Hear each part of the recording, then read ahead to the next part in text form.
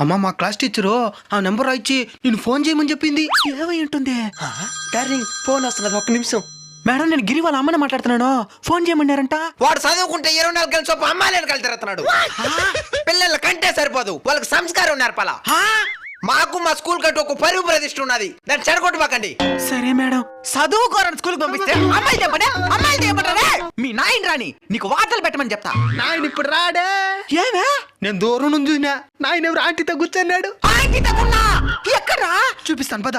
పద నా బట్ట. అద్దుమా. లవ్ యూ బంగారం. నీకు నాతోనే కాపురం చేసే చేత కాదు, నీకు ఇంకొకరిది కావాల్సి వచ్చిందా? ఎవరిది రజా? నువ్వే కదా మా పిల్లాడు క్లాస్ టీచరా? నువ్వే కదా సంస్కారం పరువు ప్రతిష్ఠ గురించి మాట్లాడిందా? అవునండి. నీలాంటి దాని వల్ల ఉపాధ్యాయ వృత్తికి మర్చిపడతా ఉంది.